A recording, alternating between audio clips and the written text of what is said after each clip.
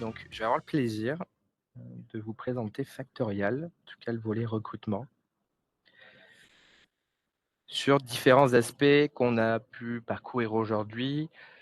Le premier, c'est la plus-value d'avoir un portail RH dans lequel les collaborateurs peuvent aller consulter les offres d'emploi actuelles.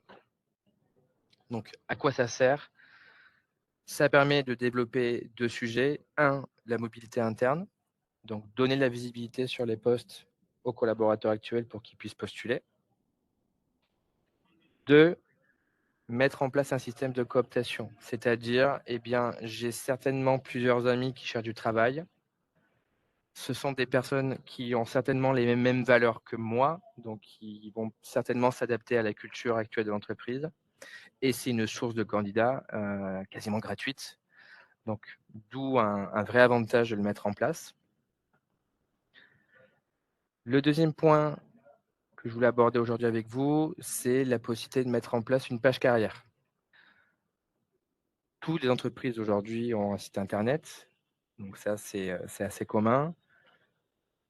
J'en vois beaucoup qui n'ont pas encore travaillé cette fameuse page carrière, peut-être par faute de temps, par faute de budget. Souvent, il faut faire appel à des agences web de développement, donc ça peut être quelque chose qui peut être assez coûteux. Voilà comment, avec Factorial, on va justement, être en mesure de produire une page carrière en quelques clics, sans avoir nécessité d'avoir des connaissances en informatique. Donc c'est assez simple.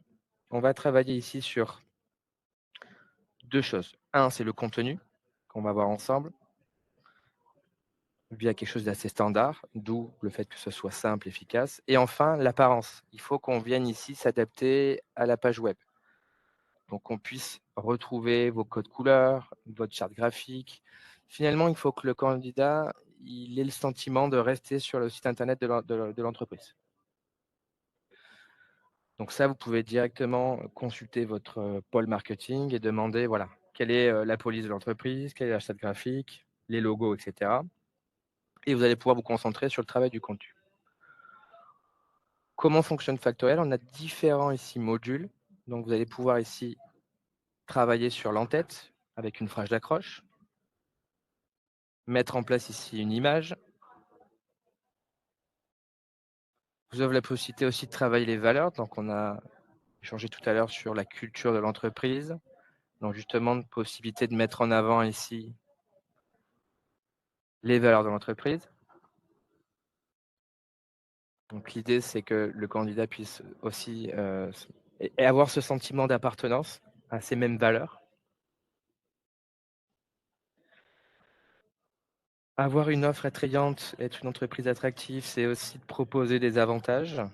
Donc on va pouvoir ici travailler sur tous les différents avantages sociaux, la possibilité de proposer aux collaborateurs, un abonnement gratuit à une salle de sport, la possibilité de, proposer des assurances et des mutuelles, des budgets d'apprentissage, des fruits à volonté, des fontaines à eau, un remboursement des frais de transport. Donc tout ça, ce sont des actions qui permettent d'attirer davantage les talents, d'offrir un avantage concurrentiel.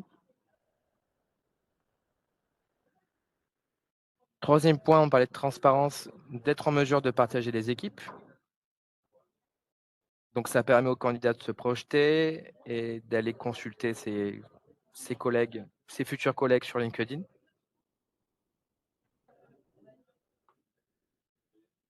Dernier point, ça va être les offres d'emploi qu'on va forcément retrouver dans la page carrière. On verra justement, juste après, comment créer des offres d'emploi et comment, gérer les candidatures.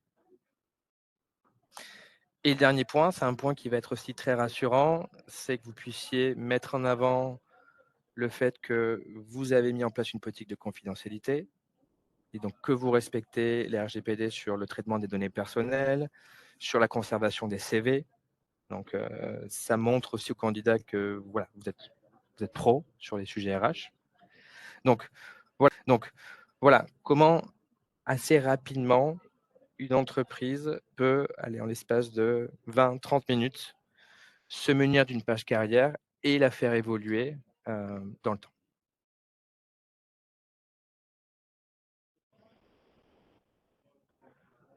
On va enfin parcourir le logiciel de recrutement. Donc vous avez vu que Factorial, permet de gérer tous les sujets RH, hem, temps, la partie talent, la partie finance. On va juste voir le recrutement. Donc premier point, impliquer aussi les collaborateurs dans ce process de recrutement, les managers, les responsables qui vont pouvoir ici faire leur demande de recrutement, qui passera par un circuit de validation et je vais pourquoi pas ici créer un poste, donc responsable opérationnel. Je vais choisir ici mon bureau de Montpellier. On est sur site. Donc là aussi, gagnez du temps, soyez efficace dans les créations de postes et cette fameuse IA qui va vous aider à rédiger un descriptif de poste. Donc, c'est la magie de l'IA et ChatGPT puisque vous allez en quelques secondes générer un descriptif de poste que vous allez ensuite adapter directement. Dernier point, c'est aussi de pouvoir personnaliser chaque recrutement. Donc ça passe par la mise en place d'un formulaire de candidature. Quelles sont les données, les documents qu'on souhaite récolter dans le logiciel de recrutement? Est-ce que je peux, par exemple, aussi poser quelques questions de préqualification sur des années d'expérience, sur des langues qui vont être parlées? Donc ça va nous permettre aussi de préfiltrer déjà un certain nombre de candidats.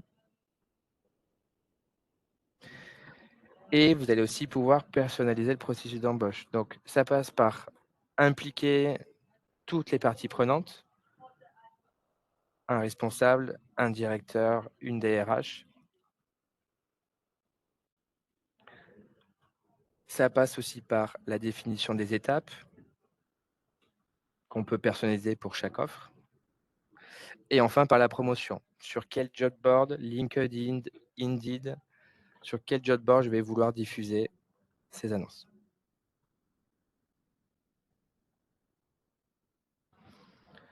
Point suivant, je vais rentrer sur un poste qui est en cours, qui est publié, dans lequel j'ai déjà reçu un certain nombre de candidatures. Candidatures que j'ai reçues de LinkedIn et Welcome to the Jungle, qui sont des job boards qui sont nativement connectés, synchronisés avec Factorial. Et donc, je vais aller sur ce fameux CRM du recrutement, puisqu'on en parlait tout à l'heure. Et donc, vous allez retrouver ici l'ensemble des candidatures. Donc, premier point, je suis responsable, je suis manager, je peux me connecter quelques minutes avant l'entretien et déjà avoir l'ensemble des informations pertinentes. Mathieu Agache, j'ai ici un matching automatique via l'IA. Donc, je vais pouvoir me concentrer sur les candidatures qui sont les plus pertinentes. L'IA me produit déjà un premier résumé du CV. Donc, ça va m'éviter de le palucher. Je peux interagir avec ce candidat, mais aussi retrouver l'historique des échanges. Envoyer des emails avec des modèles d'emails pour accuser une candidature, pour envoyer un lien visio, etc. Donc là aussi, tout est tracé dans l'outil. On parlait d'évaluation. Là aussi, je peux voir comment Valentin du service RH a évalué ce candidat et je peux à mon tour l'évaluer avec les mêmes critères d'évaluation qu'ici, la communication et le leadership.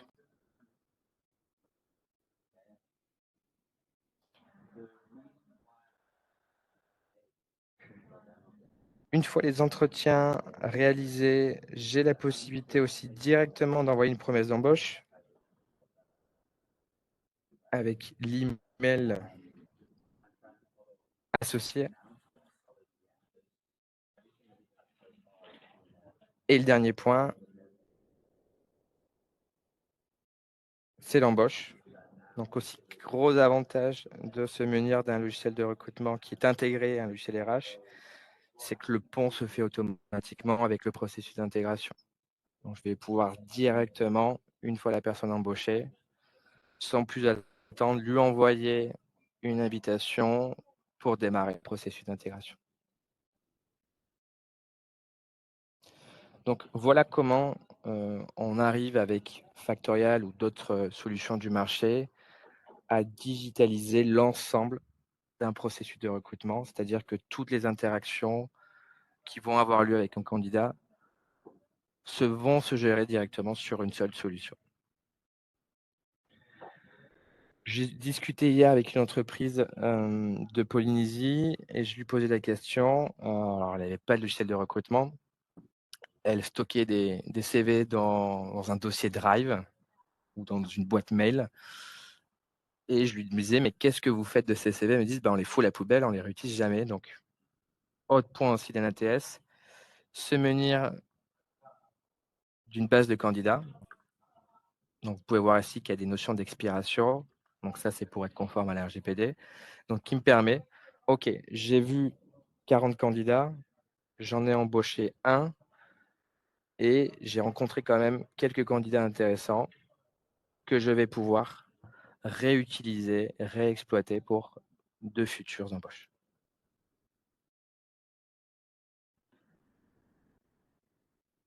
Et le dernier point, puisqu'on parle d'évolution constante, c'est d'apporter des KPI, des reportings sur le recrutement pour justement mesurer la performance et comprendre quelles sont les choses qu'on peut améliorer.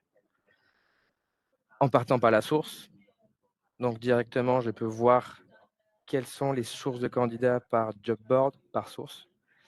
Donc tirer des propres conclusions, comme le fait que tel job board n'est pas efficace, donc d'arrêter d'investir sur tel ou tel job board, ou d'investir sur le référencement qui a apporté plus de 446 candidatures. Donc changer sa stratégie de recrutement, c'est aussi, faire un état de lieu de ce qui a fonctionné, de ce qui n'a pas fonctionné.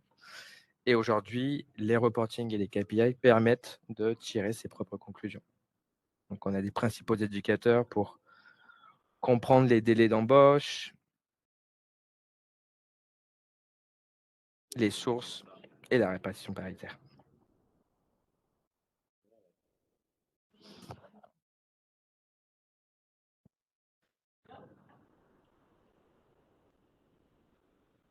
Donc voilà pour aujourd'hui. Merci à tous pour, votre attention. C'était un réel plaisir, de partager cette petite heure avec vous sur cette thématique du recrutement. Bien évidemment, on vous invite à nous contacter si vous voulez en savoir plus, si vous voulez avoir une présentation un peu plus, personnalisée, que ce soit sur la thématique de recrutement, mais sur toute autre problématique, RH, et on vous remercie et on vous souhaite un excellent été.